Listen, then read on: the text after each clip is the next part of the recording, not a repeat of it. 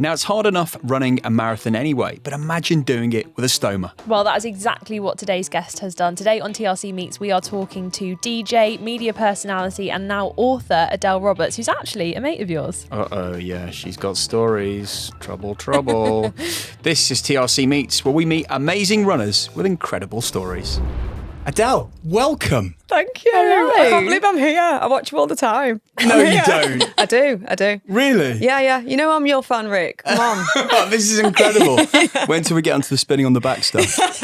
So me and Adele know each other a while back, actually. We go back about 7 years, 7 or 8 years. She's already told one story about you at a party, so I'm very excited of what other things you can spin about Rick. Well, oh gosh. All right. Okay. That will come. But we've got to go in at the deep end here. A couple of years ago, you woke up in a hospital bed having had a cancerous tumour removed and you had a stoma in your tummy. Yeah. What are you thinking? Oh my goodness. So when I woke up, relief that I was alive still, because I know there's no guarantees in life, and especially with surgery. I remember coming round, just touching my body thinking, oh my gosh, you made it, amazing. And I thought I'm going to have to call my girlfriend Kate in a bit and let her know the good news that I'm still alive. And then it was during like lockdowns and coronavirus, wasn't it? So that's another fear, like going into something like that, not being able to have everyone around you like you normally would. Yeah, totally. Because I think I forget that aspect all the time, that I was totally alone. Nobody was allowed to come and visit because of COVID. And everybody in the hospital had half a face because everybody had to wear a mask. Yeah. So I never really saw another face the whole time I was in there. And that makes it more scary, doesn't it? Absolutely. Yeah. It makes it more surreal and more strange. I saw my own face, that was it. And I've seen enough of that. So didn't want more of that. So I remember coming round and thinking, being really grateful to be alive. And then I thought, I wonder if I've got one of those stoma things, because I wasn't sure at the time if I would get one. So the doctor said, we might have to give you a stoma to help your body recover from the surgery. When they went to get the tumour, it was so big and they cut away so much of my colon that they had to give me a stoma so that my body could heal from the surgery. So I remember pulling back the covers and looking down and seeing this see-through bag with a little bit of my intestine poking out. And I thought, yeah, I've got one of those. And I just remember thinking, okay, I'll try and get up tomorrow and see what it looks like, because I couldn't really see it properly because I was lying down. And my whole body was really sore as well. It's very, it was keyhole surgery, but it goes very deep within the body. And I just remember thinking, overwhelming gratitude and let's learn to use this stoma. Yeah. Is everything just running before you at that point? You're just thinking about your health. You're not necessarily thinking about, oh my gosh, I've now got this stoma attached to me. And what's that going to mean for me when it comes to working out, running, getting fit again? So are you at that stage at this point? Is it all, are you thinking about everything? Oh yeah, no, totally, Rick. I didn't think I could run. I wasn't thinking about running. I didn't know if I'd ever be fit enough to run. I didn't know if you could run with a stoma. I remember thinking it was quite convenient actually, because they'd given me a catheter so I didn't need to go for a wee. I had this stoma bag so I didn't need to go for a number 2. And they had loads of things keeping me alive. And I was like, oh, could get used to this. Like tubes all over me. But I thought, they're going to bring me my food in a bit. Excellent. This is the life. But yeah, I just remember being just very grateful to be alive. Yeah, it's been a heck of a journey though, hasn't it? Like to get to this point. Yeah. And, that journey's had some enormous downs, but it's also had some major ups. I mean, Sarah, we're blown away to hear about your Guinness World Record. Thank you. It was because I don't know if that's actually impressive to people that run, you see. So I'm currently training for the London Marathon, and this week has been a massive down for me. I don't even have, I just run, and that's all I have to think about. And you ran that Guinness World Record in the time that I would give everything for. Oh, wow. And it's so impressive. The fact that not only, I hear people say like, oh yeah, she got the Guinness World Record. And I'm like, yeah, but look at the time as well. Like that is no mean feat. And especially considering as well the night before that you had before the marathon, we're going to go all over the place with this, but I want to touch on that. So I love the fact that you have an affectionate name. Can you tell us a little bit about Audrey and how she was a bit naughty the night before London Marathon? Absolutely, Sarah. Yeah, so Audrey, when I feel things deeply, Audrey moves. So gut reaction is definitely real. I know that now. I can see my emotions in motion. So, when you get butterflies, I can see butterflies now. If I like a song, Audrey moves. And I know Rick's looking at me now like, what you're talking about, but you can actually see your intestines and how they react to things. Wow. Wow. And so So when your intestine reacts to a good song. yeah, and it moves on its own. So if I didn't have my bag on now and you could see Audrey, she might be moving around. And I can't tell, I can't control it. So it's like your heart, your heart just beats on its own. Yeah. Your intestines move on their own. So sometimes it's because of digestion, but sometimes it's because of feelings. And so when I get very nervous or very excited, so I'm a little bit nervous now, so it's probably moving, Audrey starts being naughty, as Sarah put it. And the night before the marathon, I was understandably really, really nervous. And I was trying to get enough fuel into my body because I knew I'd have to be able to get around 26.2 miles. And I'd had porridge oats and mashed potato because I'd decided that was something that would give me lots of carbs, but also something easy to digest. And this is April 23. Yeah. So this is the night before the marathon. So I ate that for my tea. And then I got like what you call like the tingle. When I get a tingle, I know that Audrey's about to be naughty and about to take my Stoma bag off. And she was moving around so much that my bag started to come off and all of the porridge oats and mashed potatoes started spewing all over the hotel room. Wow. So I like darted into the bathroom, managed to catch it, but because it's quite sticky, it got stuck in the shower. And then I'm trying to shower it off myself. It makes a dam in the plug hole and then floods the whole bathroom. Oh my gosh. And this is like middle of the night, isn't it? Yeah, this is 3 a.m, the night before the marathon. Just what you want. Exactly. Yeah. What are you able to see the funny side to the situation at that point, or are No. you going like, this is not a good sign for what I need to do? No, I was like filled with dread. I was like, Audrey, please no, don't do this to me the night before the marathon. And I tried to get back to sleep, but I was terrified of my bag coming off again. So I just lay there till 6 a.m. and then it was time to go to the marathon. And I just hoped that I had enough fuel in my body to be able to get around. But yeah, I wasn't feeling confident at that point, I'll be honest. But it was still can we now kind of break down that marathon run? Because everyone knows there's like a saying that 30 kilometers into a marathon is halfway. And like, I guess how did you attack it? Like, did you feel good the whole way round? Did you have the classic hit the wall? Yes, great question. So I think, first of all, I was so overwhelmed by the prospect of doing the marathon that I panicked right from the start. So I remember Kate taking me to the start line. And because when I signed up for the marathon, I thought my predicted time would be about 5 hours 40.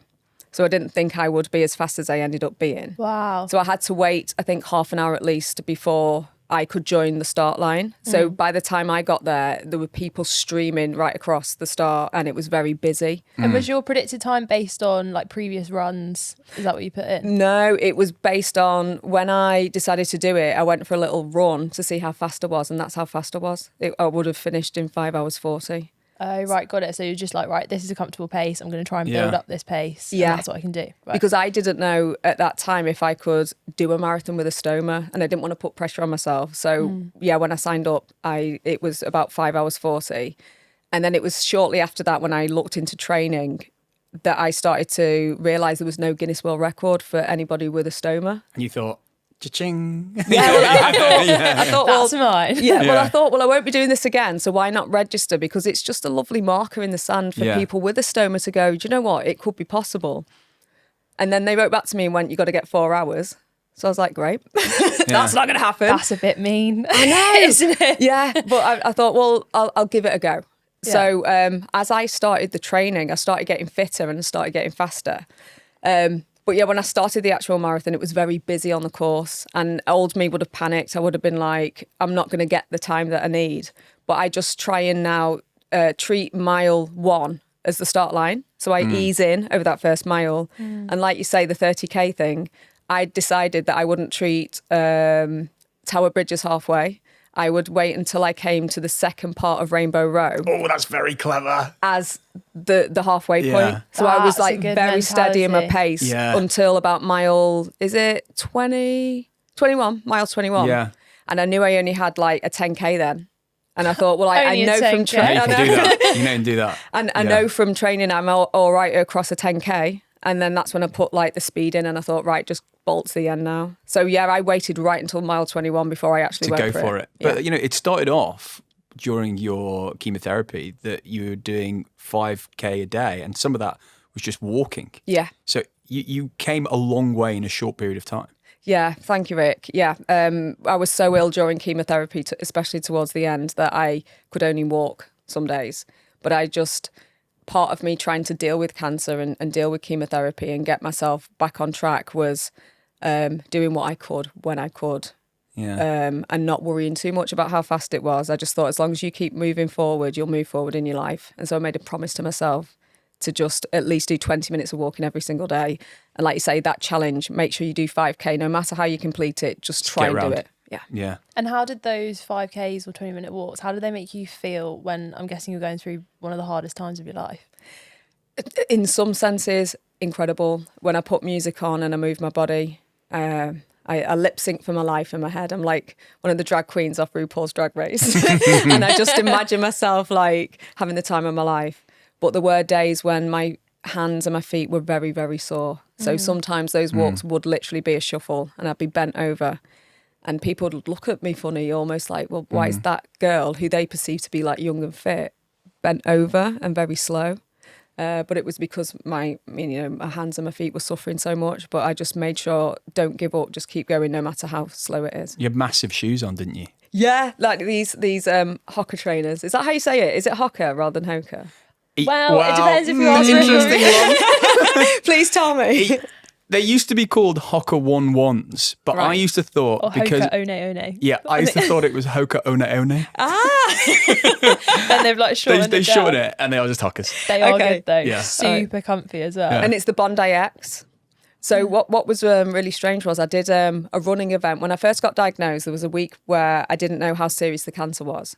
And I kind of had to carry on as normal and just sort of like worry about the results when I got them. And I had a running event to do and it was a Hoka event. Oh, really? And I got given a pair of Bondi X shoes. And in the end, that was all I could wear on my feet. So it was almost like fate that I did that event and got those trainers and they got me through the whole of my chemotherapy. So this is 2021 when you were diagnosed. 2021, yeah. Yeah. And what was up until that point, what did your running look like? Like, what was your reason for starting running and what did you love about it? I wasn't a runner, I'll be honest with you. For a long time when I started running, I found it really hard and I really didn't like it. My first ever marathon was for the charity Heads Together, which is a mental health charity. And the reason I wanted to do it is because my cousin sadly took his own life. He was only 19 and that was my reason to run. And I knew, again, that I would give it everything that I'd got. And I think that helped push me over the unfitness because I know that when a lot of people start running, it's very hard for a long time, isn't it? Yeah. Yeah. And it stays hard, even when you think you've cracked it and then goes back and you're like, oh no.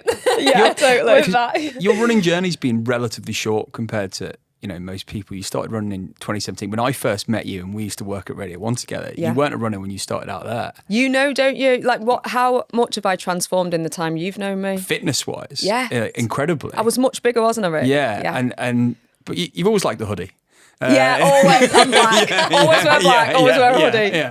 But you just like your whole journey, and then that running's become so integral and important to you. And then you went on to achieve what you did in 2023. It was absolutely amazing.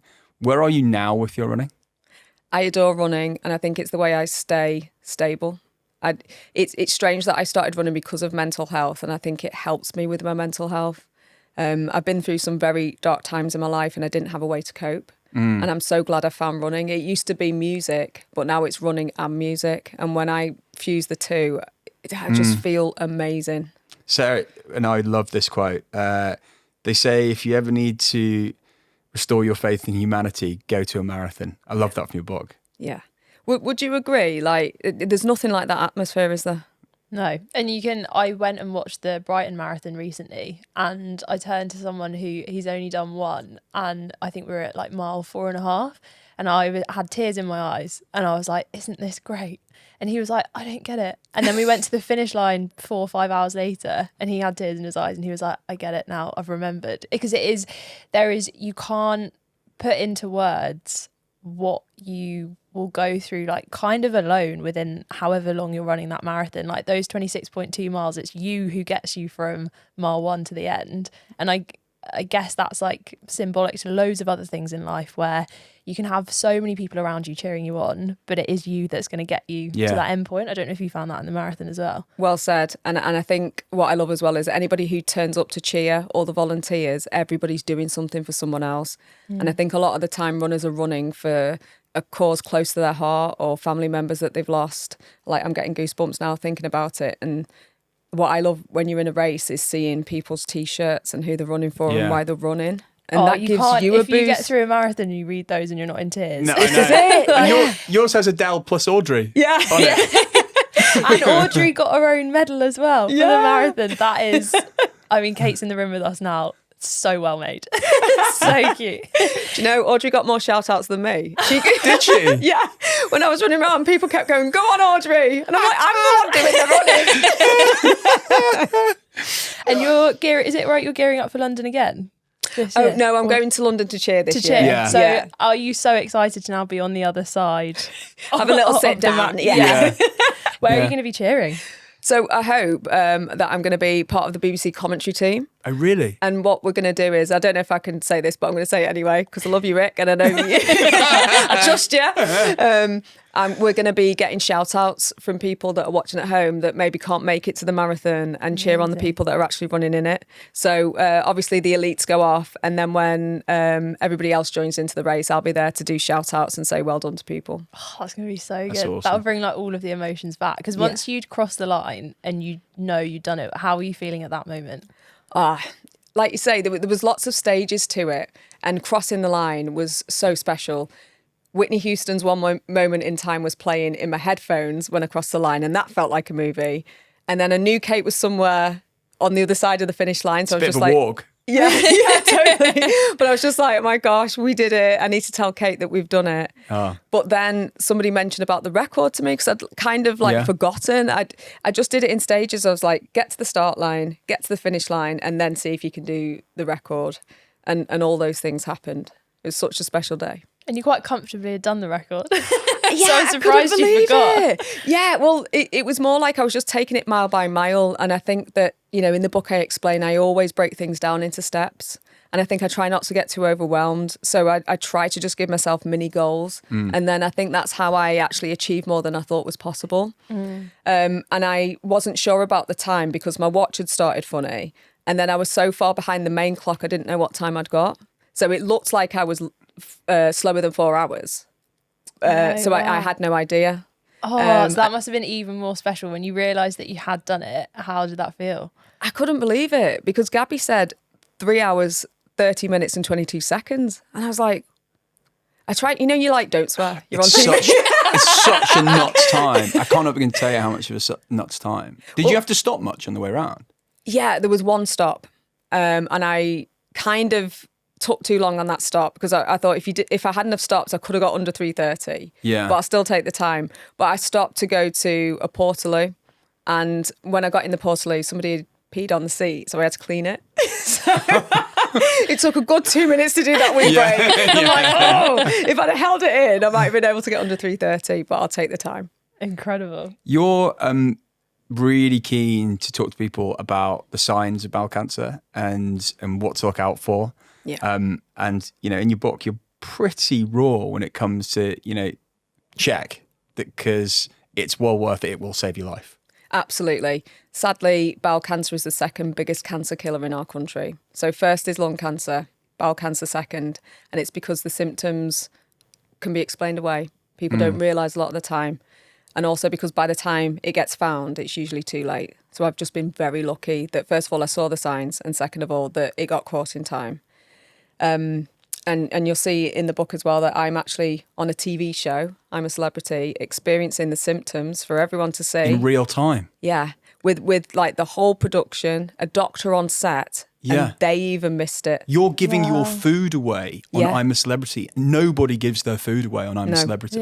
Yeah. So can you, for anyone who might be listening who's worried, obviously check with your doctor, but can you just give us some of those symptoms that you didn't realise were symptoms at the time? Yes, absolutely. Thank you, Sarah. So first of all, losing weight. And I thought because I'd started to get fit, that's why I was losing weight. My tummy would be a bit bloated when I ate, so bloated tummy. But I thought that was because Well, my girlfriend told me it's because I'm bad at cooking. Are you bad at cooking? So I thought I'd not been cooking my food properly because I am dead lazy. So I was like, yeah, that'll be that. And then fatigue. So on I'm a Celeb, I used to go to sleep when the sun went down, which was really annoying because they don't deliver your food until it goes dark because it looks better on camera. So we'd have to wait till nighttime to get our food, but I'd be knackered and my body would start to shut down. Oh, wow. So that was 2019. Was So that was 2 years before you got diagnosed. Yeah, and when I asked the doctor when they found the tumour, they said it was growing over 10 years. So I was getting like quite ill in 2019. And then what started to happen after I left the jungle was I started to notice mucus at first when I'd go to the toilet, and then it was like little spots of blood. But the little spots of blood would be every time I'd do a poo, basically. Yeah. And then I didn't call straight away, which is naughty. So please speak to someone, like Sarah said, if you're worried. But it got so regular that I was like, this isn't normal for me. And then that's when I rang my GP. That's incredible, 10 years. Because I guess that I've never heard people speak about that before, I guess. Of like, have you since thought back over those 10 years and gone, oh gosh, that was maybe it. And that I didn't spot as well. Yeah, totally. And I look at myself I think it's 2011. And I think, my God, she didn't know. You know, that girl was just like going around with her life and not appreciating her life. What year did you join Radio 1? 2011. 2011. That was the first year I did a show. Yeah. Wow. This is so weird, but I remember your first ever link on Radio 1. Really? Yeah. Oh gosh, please don't critique it. Obviously, me and you grew up dreaming one day that we'd be on Radio 1. We had like similar dreams, though we ended up in slightly different positions. But I remember you were like, say, I'm Adele, and you're like, you're explaining where you're from. And yes, I was that girl who did go on Big Brother all those years ago. That was your opening link, wasn't it? Oh my gosh, no. I think I've deleted it from my brain. Yeah.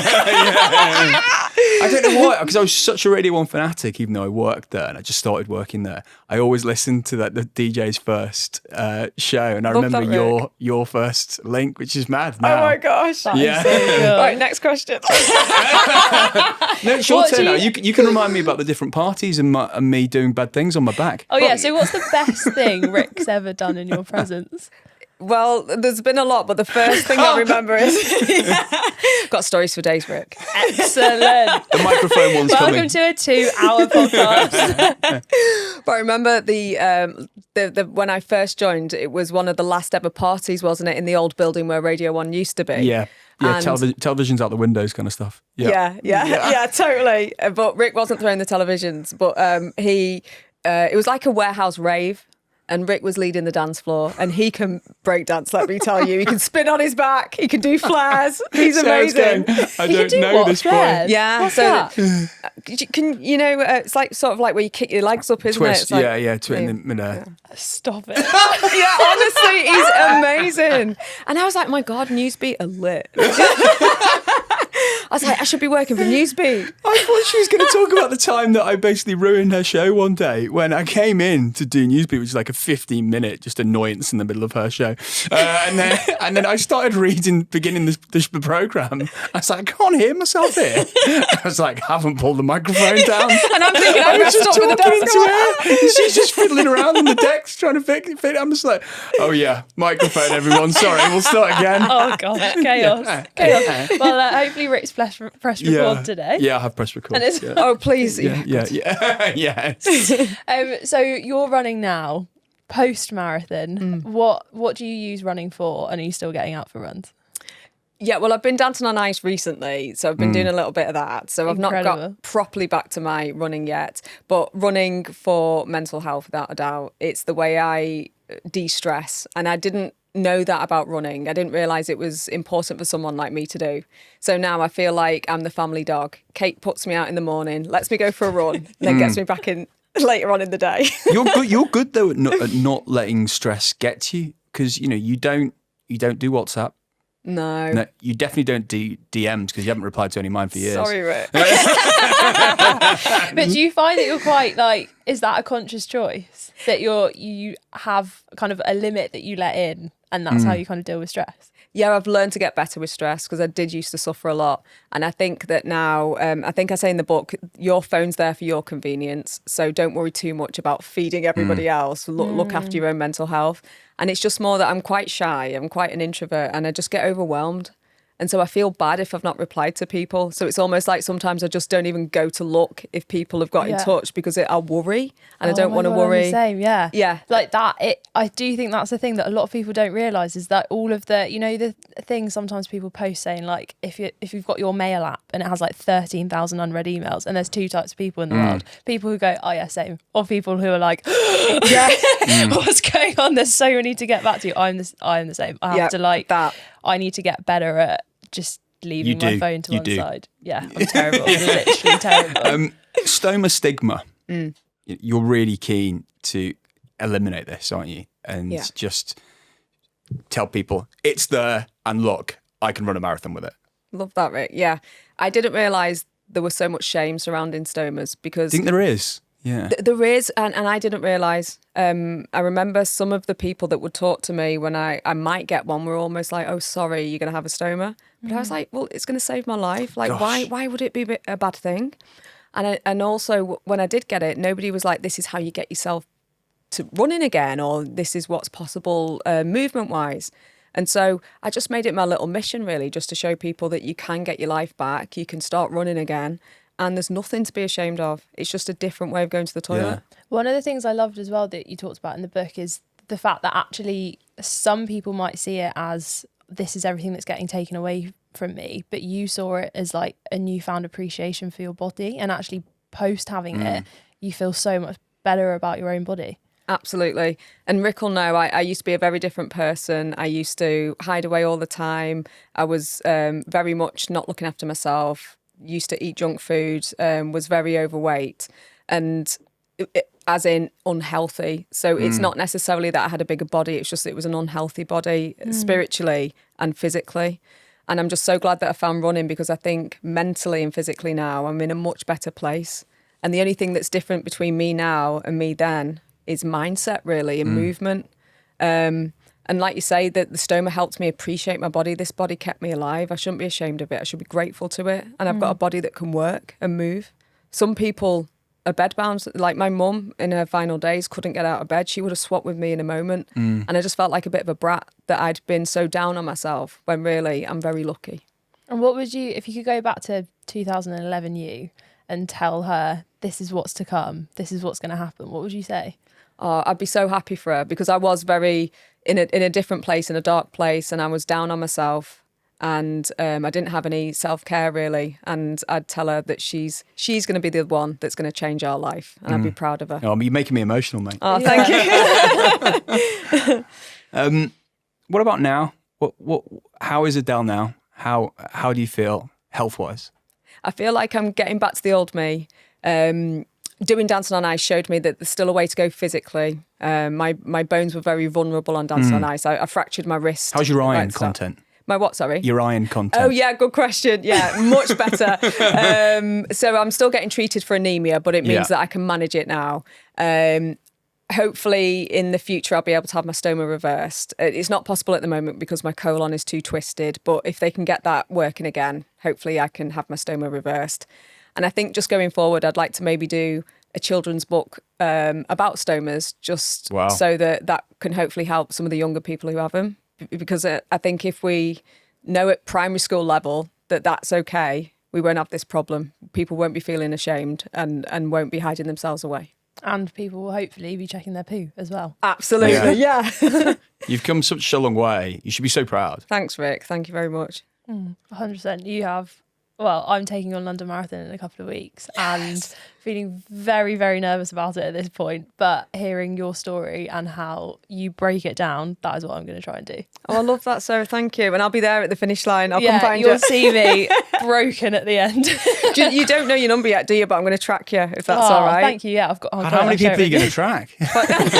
Just Sarah. The whole marathon. Yeah, just shouting her out. Like, you're just going to have shout outs for days on the TV. Oh, great. Yeah, my mum will love that. Adele, it's been amazing. Thank you so much. Thanks for having me on. Will you have me back? I've got more stories, more Rick stories. Oh, God.